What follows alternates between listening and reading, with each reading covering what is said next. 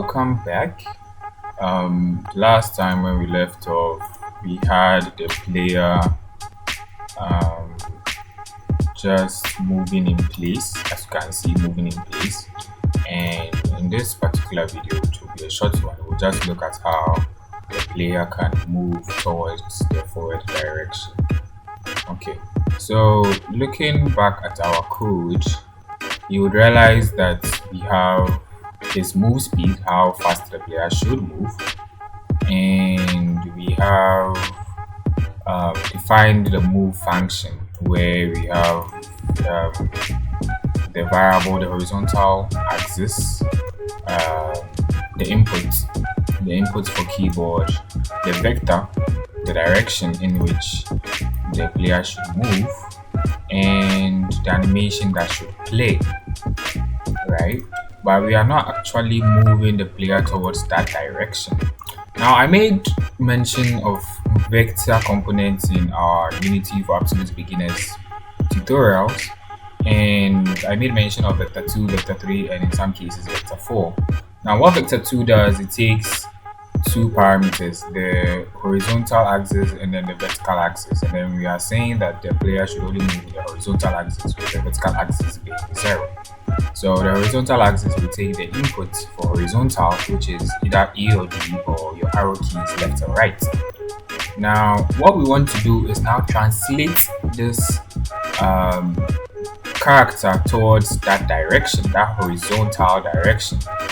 And we are not doing so here.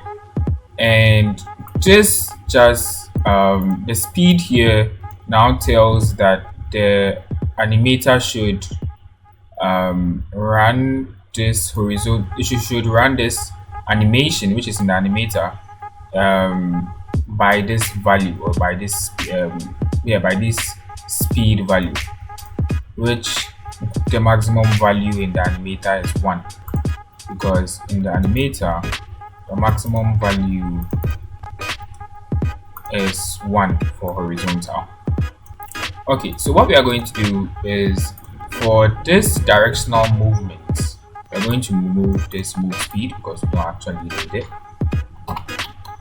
And there are a couple of ways you can do this, but I'll show you two. And the first one is either moving the rigid body of the character, because this character has a rigid body, so either moving the rigid body of the character to move the player, or to directly translate the object, the player object. Now, the second one seems easier, but it's not one I would advise. So the second one, we could do a transform, which is this object's transform, or this, you could either say this dot transform or just transform dot translates, transform dot translates. And this transform that translates takes a vector 3. Now, a vector 3 is a vector representation with both x, y, and z components. But this is a 2D game, so we just need x, y, and not the z. That's why we used a vector 2. So we are going to translate this by the input vector, which is a vector 2. And this vector takes in horizontal, just horizontal, and vertical null. And we're going to translate it by move speed. So the horizontal value, which is 1, times the move speed value, which would be the move speed value. So if the move speed value is 5 times the horizontal value, which is 1, that's still 5. So we can keep increasing the move speed value, and then the transform speed should also increase. So when we run this and we play, you can see that's quite fast and doesn't even gives you weird mechanics. That's because the move speed value, where is it? It's quite high. It's 2 here, and 2 is quite high because of my PC's processor, and it will vary. Thus, we should use something with time.delta time,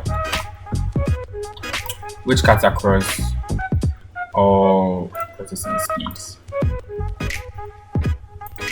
So it's still quite fast, as you can see, but it's better than the weird movements we were getting before.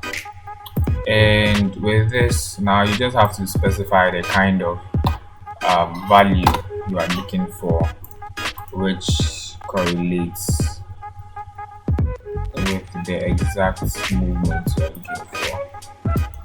So you could mess around this value and you could get exactly what you are looking for.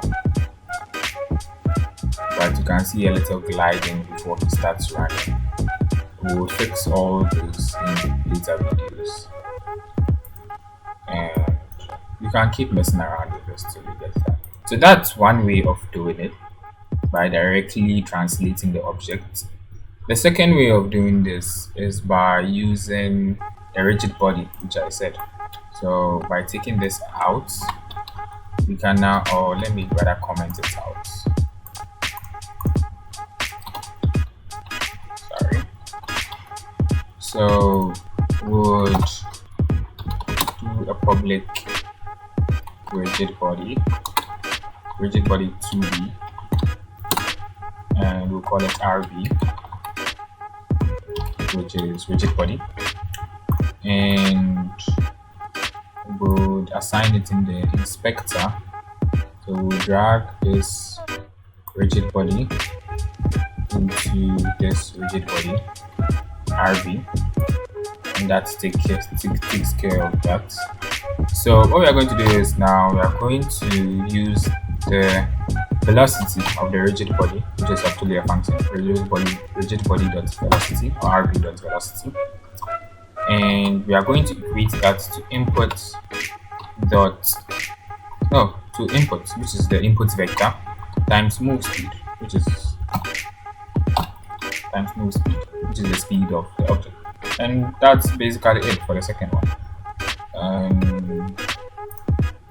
When we press play, and it does the same thing. We have not handled backwards movement and how to change the character towards that direction. We'll do that in a separate video, but you'll see that it moves forward quite well. And you can bump this even to 25 if that works for you, or something that you are comfortable with. Yes, so that's basically it for this video. I hope you liked it. Leave a like, subscribe to the channel, and wait for more. Till then, happy coding.